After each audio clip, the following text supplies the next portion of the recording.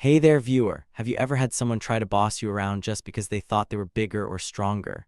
Maybe it was at school, on the playground, or even at home. It's not fun, right? Well, let me tell you a super cool story about a guy named Jake Miller. He was just a regular dude living in a quiet little neighborhood, but he had a secret trick up his sleeve that nobody saw coming. It's the kind of story that'll make you cheer and maybe even laugh a little.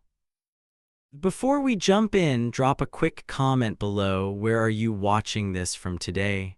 Oh, and if you love stories like this, don't forget to hit that subscribe button so you don't miss out on more. Here's a big question for you. What would you do if someone showed up at your house and said they were going to tear down something you love? Maybe it's your favorite treehouse, your bike shed, or even your bedroom. Sounds crazy, right? Stick around because Jake about to show us how to handle a situation like that in the most awesome way possible. Jake Miller was the kind of guy you'd see every day and not think twice about. He lived in a small house with a neat lawn and a little white fence. Every morning he'd grab his lawnmower and trim the grass, making sure it looked nice and tidy. He'd wave to his neighbors as they walked their dogs or rode their bikes. "Hey, good morning," he'd call out with a big smile. Everyone liked Jake because he was friendly and didn't cause any trouble. But deep down, Jake was more than just a nice guy. He was tough, smart, and ready for a challenge. Nobody knew it yet, but they were about to find out. Jake's neighborhood was super quiet. Kids played in the streets, and old folks sat on their porches sipping lemonade.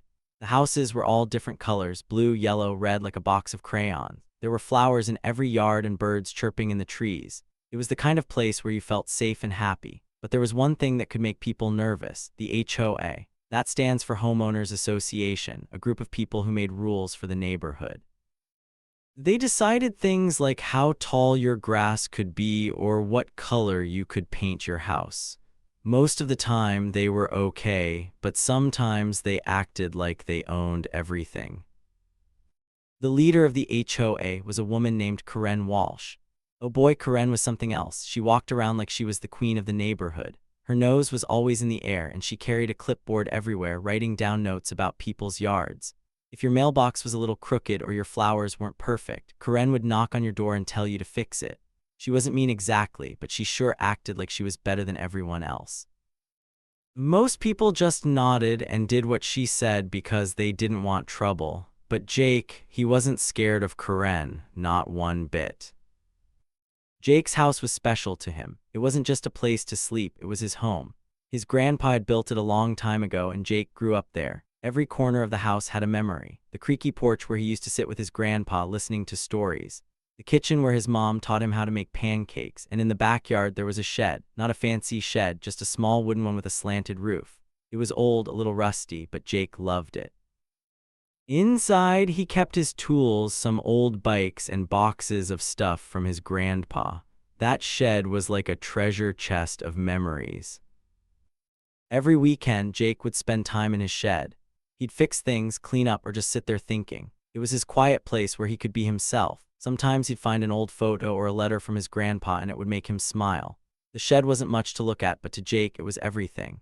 He'd worked hard to keep it standing, painting it every few years and fixing the roof when it leaked. Nobody bothered him about it until Karen and the HOA came along. One sunny afternoon, Jake was outside watering his flowers when he saw Karen marching down the street. Her clipboard was in her hand, and she had that look on her face, the one that said trouble was coming. Jake kept watering, pretending he didn't see her, but his heart beat a little faster. He had a feeling this wasn't going to be a friendly visit. Karen stopped right in front of his house, her eyes locked on the shed in the backyard. She scribbled something on her clipboard, then looked at Jake with a fake smile. "Hi, Jake," she said, her voice all sugary. "We need to talk about that shed of yours." Jake put down his watering can and wiped his hands on his jeans. "What about it?" he asked, keeping his voice calm.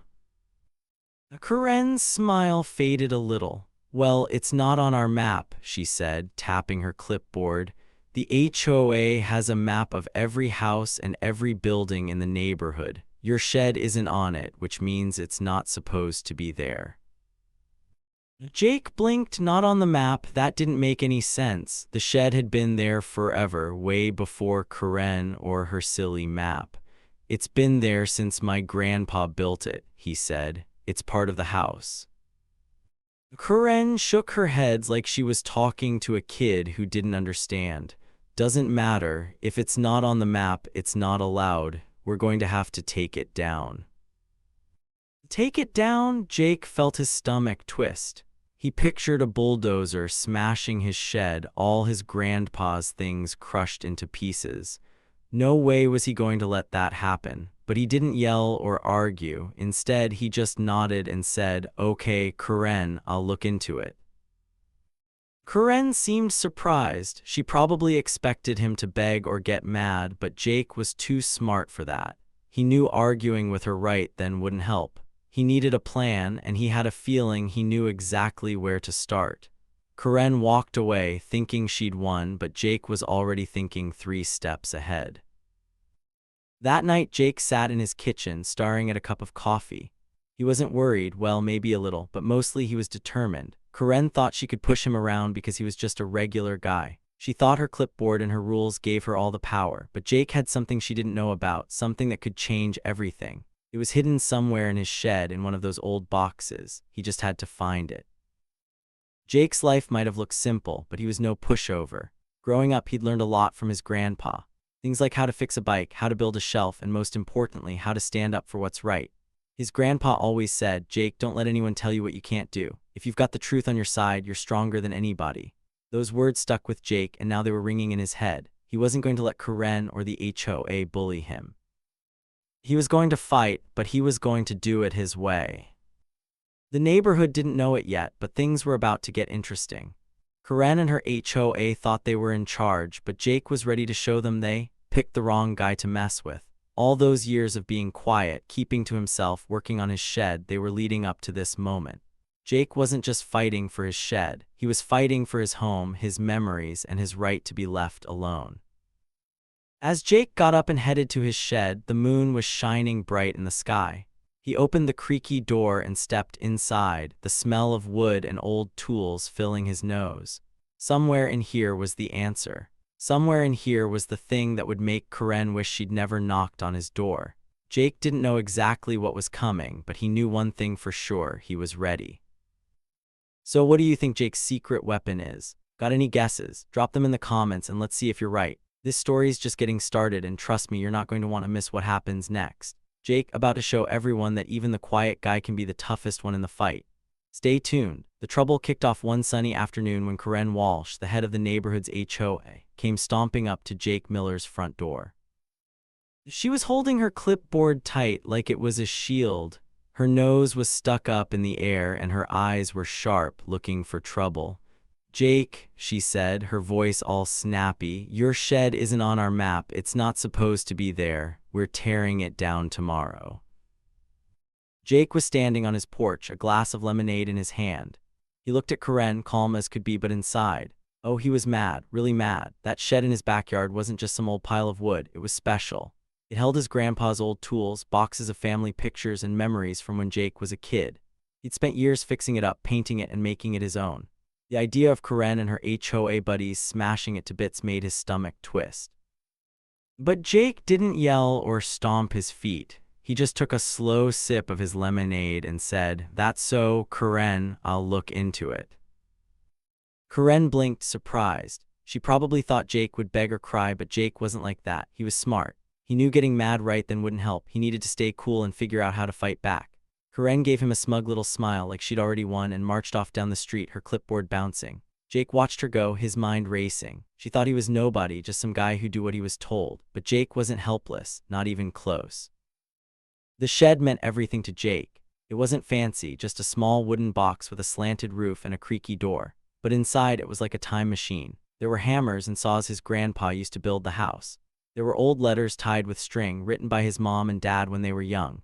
There was even a rusty bike Jake rode when he was 6. Every time Jake stepped inside, he felt like his family was right there with him. Losing it would be like losing a piece of his heart. Karen didn't care about that. To her, it was just a shed that didn't fit her perfect little rules. The next morning, Jake woke up early. He could hear birds chirping outside, but he wasn't in the mood to enjoy it. He pulled on his jeans and a t-shirt, then headed to his mailbox. Sure enough, there was a letter from the HOA. It was typed all neat and official with big words like violation and demolition. It said Jake had to let them tear down the shed or he'd be in big trouble. Jake read it once, then folded it up and stuck it in his pocket. He wasn't scared, he was annoyed. Karen and her HOA buddies were acting like they owned his yard, his shed, his life. That wasn't right. Jake walked to his backyard and stood in front of the shed. It looked sturdy even if the paint was peeling a little. He opened the door and stepped inside, the smell of wood and oil hitting him. He ran his hand over a shelf, thinking about his grandpa. "Nobody's taking you down," he whispered like the shed could hear him. He wasn't just talking to the shed though, he was making a promise to himself. Karen could wave her clipboard all she wanted. Jake was going to fight. Later that day, Jake saw some of his neighbors outside. There was Mr. Thompson, who always wore a straw hat, and Mrs. Lopez, who grew the best tomatoes in town. They were talking in low voices, glancing at Jake's house. Jake waved, but they just nodded and looked away. That's when he knew Karen had been talking to them. She was probably telling everyone that Jake's shed was a problem, that he was breaking the rules. Some neighbors might even agree with her. That made Jake's chest feel tight. He didn't want people to think he was a troublemaker, but he also didn't want to lose his shed. By afternoon, things got worse. A big white van pulled up in front of Jake's house. It had Sunny Hills HOA written on the side in fancy letters. Two guys in orange vests got out, carrying measuring tapes and notebooks. They walked right into Jake's backyard without even asking. Jake saw them from his kitchen window and hurried outside. "Hey, what's going on?" he called. One of the guys looked up. "Just checking the shed," he said. "HOA says it's gotta go." Jake crossed his arms. "Nobody's touching it," he said, his voice firm but not loud. The guys shrugged like they didn't care and kept measuring. Jake watched them, his hands balled into fists. He wanted to tell them to get off his property, but he knew that wouldn't stop Karen. She was the one calling the shots. The guys finished up, wrote something in their notebooks, and drove off. Jake felt like a storm was brewing, and he was right in the middle of it. That evening, Jake's phone rang. It was Karen. "Jake," she said, her voice all fake nice, "I hope you're not planning to make this difficult. The shed's coming down and that's final. You don't want to mess with the HOA." Jake leaned back in his chair, staring at the ceiling. "Karen," he said, "you're making a mistake. That shed not going anywhere." Karen laughed, a sharp, mean laugh. "Oh, Jake, you're just a regular guy. You can't fight us. Be smart and stay out of trouble." Jake hung up without saying another word. Her laugh echoed in his head, but it didn't scare him. It made him more determined. Karen and her HOA buddies thought they could push him around because he was quiet, because he didn't make a fuss. They thought he was weak, but Jake had a plan. He wasn't sure exactly how it would work yet, but he knew one thing: he wasn't giving up. As the sun set, Jake sat on his porch looking out at the neighborhood. Kids were riding bikes and fireflies were starting to blink in the grass. It was peaceful, but Jake knew it wouldn't stay that way. Karen was coming for his shed, and she wasn't going to stop unless he made her. The HOA thought they had all the power, but Jake had something they didn't expect. Something that could turn this whole thing around. It was hidden somewhere in his shed, and he was going to find it. Jake stood up, his jaw set. He wasn't just fighting for a shed. He was fighting for his home, his memories, and his right to be left alone. Karen could laugh all she wanted. She could send vans and letters and threats, but Jake was ready. He was going to show her and everyone else that he wasn't as helpless as they thought. The battle was just beginning, and Jake was in it to win. The next few days felt like a storm was growing bigger and bigger around Jake Miller's little house. The HOA, led by the bossy Karen Walsh, wasn't backing down. They wanted Jake's shed gone, and they were doing everything they could to make it happen. Every morning, Jake checked his mailbox, and there it was, another letter from the HOA. The letters were full of big words like non-compliance and immediate action required. They all said the same thing: take down the shed or we'll do it for you. Jake read each one, then tucked them away in a drawer. He didn't write back or call to argue. He just kept his cool, even though his heart was pounding. Then the phone calls started. The first one came while Jake was eating breakfast. "Mr. Miller," a man's voice said, all serious, "this is the HOA. Your shed violates our rules. You need to remove it by Friday." Jake listened, sipping his coffee, and said, "I hear you, I'm working on it." But he wasn't planning to take the shed down, not a chance. The calls kept coming, sometimes 2 or 3 a day. Each time Jake stayed calm, but inside he was getting more and more determined. The HOA thought they could scare him, but they were wrong. The worst moment came on Wednesday morning. Jake was watering his flowers when he heard a loud rumble. He looked up and saw a big yellow bulldozer rolling down the street. It stopped right near his house, parking on the grass across the road. Two guys in hard hats climbed out, talking and pointing at Jake's backyard. Jake's stomach flipped. A bulldozer? They were serious about smashing his shed. He walked over, trying to keep his voice steady. "What's this about?" he asked. One of the guys shrugged. "HOA hired us. That shed coming down soon." Jake nodded like it was no big deal, but his mind was racing. He watched the bulldozer sit there, big and ugly, like a monster waiting to pounce. It made him mad, but it also made him focus. He wasn't going to let that thing touch his shed. The neighborhood was buzzing now. Jake could hear whispers every time he stepped outside. Some of his neighbors were on Karen's side. Mr. Jenkins, who lived 2 houses down, shook his head when Jake walked by. "You should just listen to the HOA, Jake," he muttered. "They always win." Others, like Mrs. Carter, who baked cookies for everyone, were too scared to say anything. She gave Jake a sad smile but didn't speak up. Jake understood. Karen was loud and pushy, and most people didn't want to mess with her. But Jake wasn't most people. Instead of arguing or complaining, Jake got to work. Every afternoon after the phone calls and the letters, he went to his shed. He'd close the creaky door behind him and start digging through boxes. The shed was full of stuff: old tools, stacks of papers, even a broken lamp his grandpa loved. Jake was looking for something special, something he knew was there. He didn't talk about it, not even to his best friend Tommy, who stopped by to check on him. "You okay, Jake?" Tommy asked, leaning against the shed door. "I'm fine," Jake said, flipping through a pile of yellowed papers. "Just looking for something." Tommy raised an eyebrow. "You're acting all mysterious. What's going on?" Jake just grinned. "You'll see." He didn't want to spill the beans yet. He needed to find what he was looking for first. Each night when the sun went down and the neighborhood got quiet, Jake would sit in the shed, reading by the light of a small lamp. He'd find things like old birthday cards or receipts from years ago, but not the thing he needed. Still, he didn't give up. Every time he closed a box, he'd smile to himself. He could feel it. He was getting closer. The HOA thought they were in charge, but they were walking right into a trap. One evening, Jake found something that made his heart skip. It was a small notebook tucked inside a metal box. The cover was faded and the pages smelled like dust. He opened it carefully, and there in his grandpa's handwriting were notes about the house. Dates, measurements, even a little drawing of the shed. Jake's eyes lit up. This wasn't exactly what he was looking for, but it was a clue. A big one. He tucked the notebook under his arm and kept searching, feeling more hopeful than ever. Meanwhile, Karen was getting bolder. On Thursday, she held a big HOA meeting at the community center. Jake didn't go, but Tommy did, and he told Jake all about it. Karen stood up in front of everyone, waving her clipboard like it was a magic wand. "Jake Miller's shed is a problem," she said, her voice loud and bossy. "It's not on our map, and it's bringing down the neighborhood's value." Some people nodded, but others looked uneasy. "Tommy," said Mrs. Lopez, whispered to her friend, "that shed been there forever. Why Karen making such a fuss?" Karen wasn't done. She told everyone the bulldozer was ready, and if Jake didn't cooperate, they'd tear the shed down by Monday. She acted like it was already decided, like Jake didn't have a say.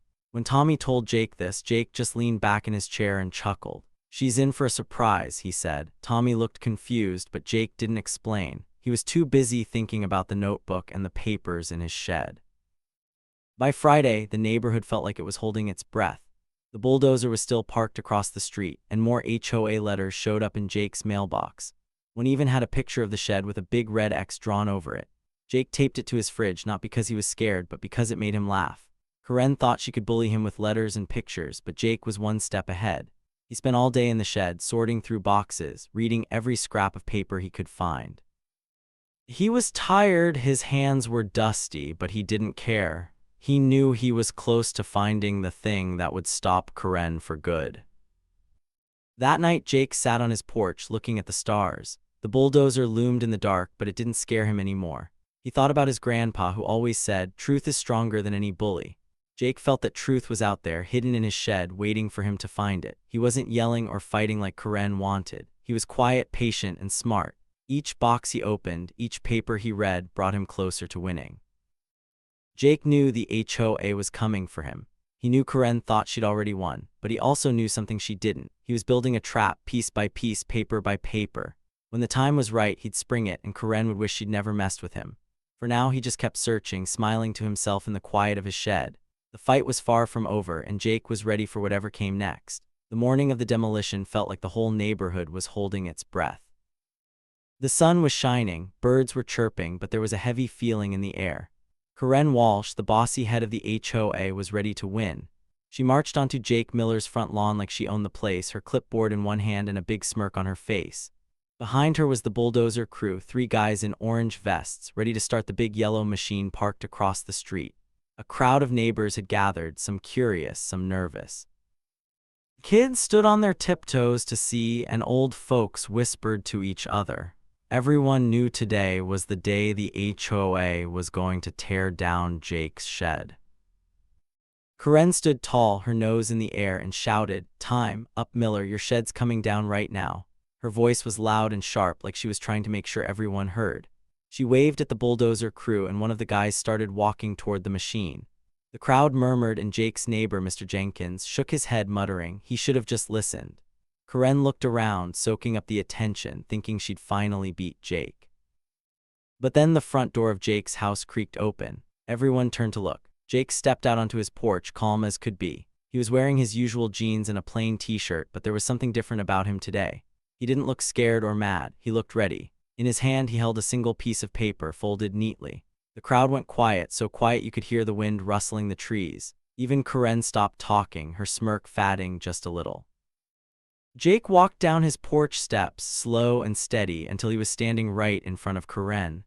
The bulldozer guy paused, his hand on the machine's door, waiting to see what would happen. Jake looked at Karen, then at the crowd, and finally at the bulldozer crew. His voice was clear and strong when he spoke. "This," he said, holding up the paper, "is the deed to my land." The crowd gasped. A deed? What did that mean? Karen's eyes narrowed, but she didn't say anything yet. Jake kept talking, his voice steady like a rock. "This deed proves my shed been here since my grandpa built it. That was way before your HOA even existed, Karen. Your map, it's wrong. This paper is the truth." The neighbors started whispering again, louder this time. Mrs. Lopez, who grew the best tomatoes, leaned toward her friend and said, "Did he say the shed was there first?" Tommy, Jake's best friend, grinned from the back of the crowd. He knew Jake had been up to something in that shed all week, but he didn't know it was this. Karen's face turned bright red like a tomato about to burst. She snatched the paper from Jake's hand, her fingers shaking a little. "Let me see that," she snapped, trying to sound in charge. She unfolded the deed and read it, her eyes darting over the words. The crowd watched, waiting. The bulldozer guy crossed his arms, looking confused. Jake just stood there, arms relaxed by his sides, watching Karen like he already knew what she'd find. The deed was old, with faded ink and a fancy stamp at the bottom. It had Jake's grandpa's name, the date the house was built, and a list of everything on the property, including the shed. The date was from years and years ago, long before Karen or her HOA started making rules. Jake had found it late last night, tucked in a dusty box in his shed. He'd stayed up until midnight, reading every word, making sure it was real. It was, and now it was his weapon. Karen's mouth opened, then closed like a fish out of water. She read the deed again, hoping she'd missed something, but it was clear as day. The shed was legal. It belonged there. Her precious map, the one she waved around like it was the law, was worthless. She looked up at Jake, her face redder than ever. This doesn't mean anything," she stammered. "We have rules." Jake shook his head, a small smile on his face. "Rules don't matter if they're wrong, Karen. That deed is the law. My shed stays." He turned to the bulldozer crew and held out his hand for the paper. Karen didn't want to give it back, but the crew leader stepped forward. "Let me see it," he said, his voice gruff. Karen had no choice. She handed the deed to the crew leader, her hands shaking. The man read it carefully, his eyebrows going up. He passed it to the other guys and they nodded. "He's right," the crew leader said, looking at Karen. "This deed's real. The shed been here longer than your HOA. We're not touching it." The crowd erupted. Some people cheered, others clapped, and a few kids even jumped up and down. Mrs. Carter, who baked cookies for everyone, shouted, "Way to go, Jake." Tommy pumped his fist in the air, laughing. Mr. Jenkins, who'd been on Karen's side, looked at the ground, his face red. Karen stood there, frozen, her clipboard hanging limp in her hand. For the first time, she didn't know what to say. Jake took the deed back from the crew leader and folded it carefully. "You can take your bulldozer and go," he told the crew. The guys didn't argue. They climbed into the bulldozer, started it up with a loud rumble, and drove it away. The crowd cheered even louder as the big yellow machine disappeared down the street. Karen's plan was falling apart, and everyone could see it. Karen tried to save face. "This isn't over, Jake," she said, her voice wobbly. "The HOA will hear about this," but nobody was listening to her anymore. The neighbors were crowding around Jake, patting his back and asking questions. "Where'd you find that deed?" Mrs. Lopez asked, her eyes wide. "In the shed," Jake said, smiling. "My grandpa kept everything, I just had to look." The crowd laughed and someone shouted, "Smart move, Jake." Karen turned and stormed off, her high heels clicking on the sidewalk. Her clipboard looked silly now, like a toy she didn't know how to use. Jake stood on his lawn, the deed safe in his hand. He looked at his shed, still standing proud in the backyard. It wasn't just a shed anymore, it was a symbol. It showed everyone that Jake wasn't just a quiet guy who mowed his lawn. He was strong, smart, and not afraid to stand up to a bully like Karen. The neighbors saw him differently now. They saw a guy who fought for what was his and won. The sun was high in the sky, and the crowd started to break up. People went back to their houses, still talking about what happened. Jake stayed on his lawn a little longer, looking at the shed. He felt proud not just of himself, but of his grandpa who'd built something that lasted. The deed was more than a piece of paper. It was proof that truth could beat a bully, no matter how loud they shouted. Jake knew Karen wouldn't give up easily, but he was ready for whatever she tried next. For now, his shed was safe, and that was all that mattered. After Jake showed everyone the deed and proved his shed belonged, the whole neighborhood was buzzing. Karen Walsh, the HOA boss, stood on Jake's lawn, her face red and her clipboard shaking in her hand. She tried to act tough, shouting, "This isn't over, Jake. You'll hear from the HOA." But nobody cared what she said anymore. The neighbors were done with her bossy ways.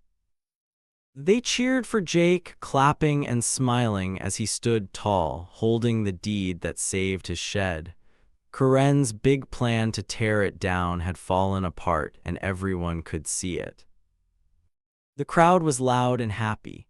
Mrs. Lopez, who grew the best tomatoes, shouted, "You showed her, Jake." Tommy, Jake's best friend, gave him a high five, laughing. Even Mr. Jenkins, who had sided with Karen before, looked embarrassed and mumbled, "Good job, kid." The kids in the crowd were jumping up and down, excited that the bulldozer was gone. Jake's shed was safe, and it felt like a big win for everyone, not just him. Karen tried to talk over the noise, saying, "The HOA has rules, you can't just ignore them." But her voice sounded weak now, like a balloon losing air. The neighbors weren't listening. They were talking to each other, saying things like, "Why does the HOA get to boss us around? And Jake's right, his shed was here first." Karen saw she was losing control, and her face got even redder. She turned and stomped off, her high heels clicking on the sidewalk. The crowd cheered even louder as she left, like they were saying, "Good riddance." The next day, things got even better. The HOA sent out a letter to every house in the neighborhood. Jake found it in his mailbox, and when he opened it, he couldn't believe his eyes. It was an apology from Karen and the HOA. The letter said they were sorry for trying to tear down Jake's shed. It admitted the shed was legal and that their map was wrong. It even said the HOA would check their rules to make sure this didn't happen again. Jake read it twice, a big smile on his face. He taped the letter to his fridge, right next to the HOA's old threat with the red X on his shed. It felt so good to see them admit they were wrong. The best part, Karen had to say sorry in front of everyone. The HOA held a meeting at the community center, and Jake went with Tommy and Mrs. Carter. The room was packed with neighbors, all waiting to hear what Karen would say. She stood up looking smaller than usual and read the apology out loud. "We made a mistake," she said, her voice quiet. "Jake's shed is allowed, and we're sorry for the trouble." Some people clapped, but others just nodded like they were thinking, "You should be sorry." Jake didn't say anything. He didn't need to. Everyone knew he'd won. After that, things changed in the neighborhood. Jake's shed stayed right where it was, safe and sound in his backyard. He'd go inside sometimes just to sit and think, surrounded by his grandpa's tools and old boxes. It felt even more special now, like a trophy for standing up to a bully. The neighbors started treating Jake differently too. They'd wave and say, "Hey Jake, you're the man," when he mowed his lawn. Mrs. Lopez brought him a basket of tomatoes, and Mrs. Carter baked him cookies. Even the kids looked at him like he was a hero. The biggest change was with the HOA. People weren't so scared of them anymore. At the next neighborhood meeting, folks started asking questions. "Why do we need so many rules?" Mr. Thompson asked. "Can't we decide some things for ourselves?" The HOA board, including Karen, didn't have good answers. Neighbors began to talk about picking new leaders, ones who wouldn't boss everyone around. Karen stayed quiet, her clipboard nowhere in sight. She knew her power was slipping away. Jake didn't just save his shed that day. He showed everyone that nobody could push him around, not Karen, not the HOA, not anyone. He reminded the neighborhood that standing up for what's right can make a big difference. His little shed, old and creaky, became a symbol of fighting back and winning. Jake felt proud not just of himself but of his grandpa, whose deed had saved the day. The neighborhood was a happier place now, and it all started with one guy who wouldn't give up. Jake Miller's story is one that sticks with you, like a favorite song you can't stop humming. He was just a regular guy, living in a little house with a neat lawn and a shed full of memories. Nobody thought he'd be the one to stand up to the big, bossy HOA and their leader, Karen Walsh. But Jake showed everyone that sometimes the person who seems the most ordinary is the one with the biggest fight inside. And those who think they're in charge, like Karen with her clipboard and her rules, they're the ones who never see it coming. Think about Jake for a second. He wasn't loud or flashy. He didn't yell or make a big scene. He mowed his lawn, waved to his neighbors, and kept to himself. But when Karen tried to tear down his shed, Jake didn't back down. He didn't let her push him around. He found the deed, stood his ground, and proved he was right. That took guts. It took heart. It showed us that you don't have to be the loudest person in the room to be the strongest. Sometimes the quiet ones, the ones who work hard and stay true to themselves, are the ones who change everything. What's so cool about Jake's story is that it's not just about a shed. It's about standing up for what matters to you. That shed was more than wood and nails to Jake. It was his grandpa's tools, his family's memories, his home. When Karen and the HOA came for it, they weren't just attacking a building, they were attacking Jake's heart. But Jake fought back, not with fists or shouts, but with truth. He found the deed, showed it to everyone, and won. That's a lesson for all of us. When something's important, don't give up. Keep fighting, even if it's hard, even if people say you can't win. This story makes you think about your own life. Have you ever had someone try to push you around? Maybe a bully at school who said mean things, or a teacher who didn't listen when you had a good idea. Maybe it was a friend who tried to make you feel small. Jake's story tells us we don't have to let those people win. We can be like Jake, quiet but strong, calm but ready. We can find our own deed, our own truth, and use it to stand tall. It might be scary, but it's worth it. Because when you fight for what's yours, you're not just saving a shed or a moment, you're showing the world who you are. And here's the best part, Jake didn't just help himself. He helped the whole neighborhood. After he stood up to Karen, people started asking questions. They stopped being afraid of the HOA. They started talking about what was fair, what was right. Jake's one small fight made everyone braver. That's how it works sometimes. When one person stands up, it's like lighting a spark. That spark can spread, making other people feel strong too. Maybe you can be that spark for someone else. Maybe your story can inspire your friends, your family, or even your whole school. So what's your story? Have you ever fought for something you love? Maybe you stood up for a friend or worked hard to keep something special safe. Maybe you're still waiting for your moment to shine. Whatever it is, Jake's story reminds us that we all have a fight inside us. We all have something worth standing up for. Drop a comment below and tell us about it. What's something you fought for or something you'd never let anyone take away? Let's share our stories and keep cheering each other on. In the end, Jake's shed is still standing, and so is he. He showed us that the quiet guy, the one nobody notices, can be the toughest of all. He showed us that truth is stronger than bullies and heart is bigger than rules. So let's be like Jake. Let's keep standing up for what's ours, no matter what. Because when we do, we're not just winning a fight, we're building a better world, one brave step at a time.